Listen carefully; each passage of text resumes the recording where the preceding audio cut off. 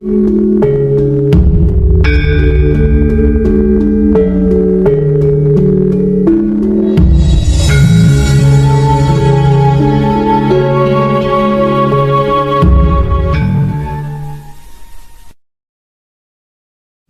adalah batinnya manusia, dan manusia adalah wujud kenyataan Tuhan.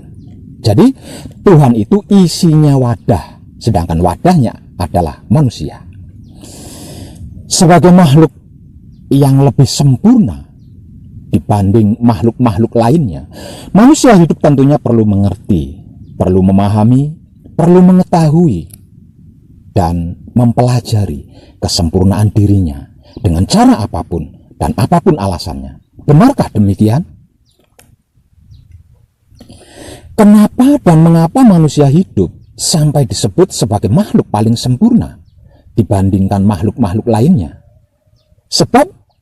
Karena sebab di dalam kedirian manusia hidup ada sifat dan sikap Tuhan, sedangkan pada makhluk lainnya tidak ada. Inilah yang membedakan antara manusia hidup dengan makhluk-makhluk lainnya. Tidak sama dengan makhluk-makhluk lainnya. Jadi bukanlah suatu hal yang aneh jika ada makhluk lain selain manusia hidup bersifat dan bersikap seperti hewan, tidak seperti Tuhan, karena di dalam dirinya tidak ada sifat dan sikap Tuhan.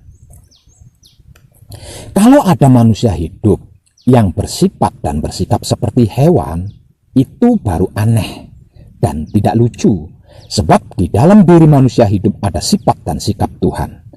Inilah yang harus dimengerti, dipahami, dan diketahui, serta dipelajari oleh semua makhluk yang merasa dirinya sebagai manusia hidup.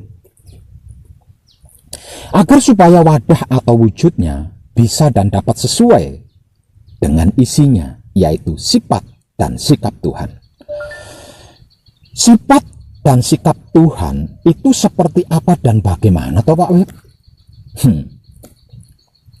Semua agama dan kepercayaan mengajarkan tentang sifat-sifat dan sikap Tuhan kok.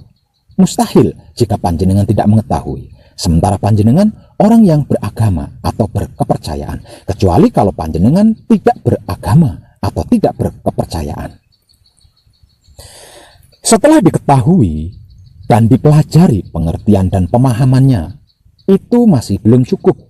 Karena setinggi dan sehebat apapun pengertian dan pemahaman serta pengetahuannya tentang Tuhan, jikalau tidak dipraktekkan, tidak ada prakteknya atau prakteknya tidak sesuai, tanpa guna alias sia-sia, bin percuma. Karena tetap saja sama seperti hewan-hewan yang tidak memiliki sifat Tuhan itu. Sifat-sifat Tuhan yang ada di dalam diri kita ini, kalau tidak dimengerti, tidak dipahami, tidak diketahui, dan tidak dipelajari, serta tidak dipraktekkan, maka kebalikannya yang akan terjadi. Inilah yang saya maksud menjadi Tuhan. Menjadi Tuhan bukan berarti kita ini Tuhan, melainkan menyetarakan atau menyesuaikan diri dengan yang menjadi isinya, agar supaya terjadi penyesuaian atau keseimbangan atau kesetaraan, bukan gonjang ganjing alias kacau balau.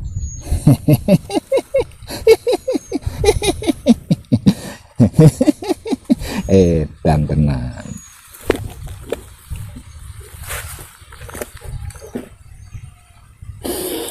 Sebagai contoh, ada sifat Tuhan wujud di dalam diri kita. Wujud artinya ada, maksudnya tidak dan bukan gaib, melainkan nyata.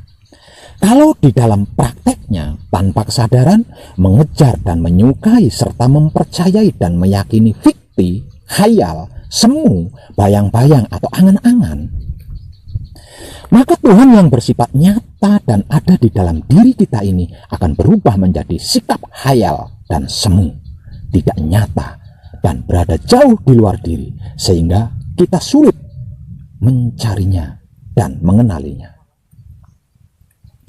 Ada sifat Tuhan kidam di dalam diri kita. Kidam artinya terdahulu atau awal atau pertama.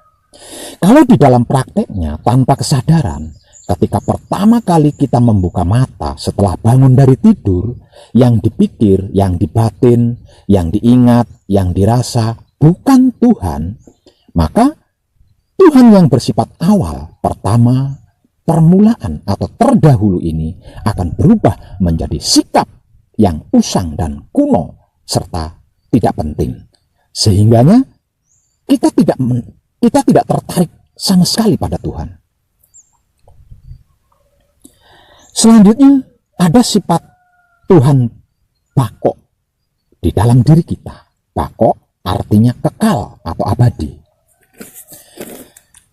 Kalau di dalam prakteknya tanpa kesadaran kita mengejar dan menyukai duniawi yang sifatnya hanya sementara atau semu, maka Tuhan yang bersifat kekal abadi di dalam diri ini berubah menjadi fana, artinya binasa, tidak kekal atau tidak abadi. Sehingganya kita akan mengalami sakit, celaka, rusak, hancur, dan mati. Ada sifat Tuhan kudrat, artinya berkuasa di dalam diri kita. Ada sifat Tuhan irodat, artinya berkehendak di dalam diri kita. Ada sifat Tuhan ilmun, artinya meliputi di dalam diri kita. Ada sifat Tuhan hayat, artinya hidup di dalam diri kita. Ada sifat Tuhan sama, artinya mendengar di dalam diri kita. Ada sifat Tuhan basar, artinya melihat di dalam diri kita. Ada sifat Tuhan kalam, artinya berfirman di dalam diri kita. Ada sifat Tuhan khodirun, artinya menguasai di dalam diri kita. Ada sifat Tuhan muridan, artinya menghendaki di dalam diri kita. Ada sifat Tuhan aliman, artinya mengetahui di dalam diri kita. Kalau di dalam prakteknya, tanpa kesadaran kita menghakimi, menghina, mencela, mengadili, melecehkan, menyalahkan, menghancurkan, menjatuhkan, membunuh, mengadu domba, memfitnah, syirik, iri, dengki, membuli, mencari-cari kesalahan makhluk lain untuk dipermasalahkan, maka Tuhan yang bersifat kuasa, berkehendak, meliputi, hidup, mendengar, melihat, berfirman, menguasai, menghendaki, mengetahui di dalam diri kita ini akan berubah menjadi sikap lemah, terpaksa, pengecut, sakit, miskin, bodoh, mati, pecundang, kerdil, tuli, buta, dan bisu. Semua dan segala serta seluruh kemahaannya yang ada di dalam diri manusia hidup akan berubah menjadi lemah, tak berguna, lagi tidak berdaya. Laku murni menuju suci adalah praktek menjadi Tuhan. Suci yang menjadi tujuannya, memurnikan sifat dan sikap, memurnikan pikiran, hati dan syahwat, memurnikan jiwa dan raga, memurnikan lahir dan batin adalah cara dan tekniknya. Tercerahkanlah panjenengan semuanya, dan salam setuhan, penuh cinta kasih sayang dari dalam lubuk hati saya wong edan baku yang paling dalam. Selamat, selamat, selamat, rahayu, rahayu, rahayu, damai, damai, tentram. Saya wong edan baku ngaturaken sugeng rahayu, lir ing sambikala amanggih yuwana.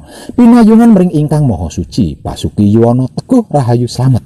Berkah selalu untuk semuanya tanpa terkecuali, terutama para sedulur, khususnya para kadang konto dan kanti anom saya yang senantiasa direstui yang dat maha suci hidup.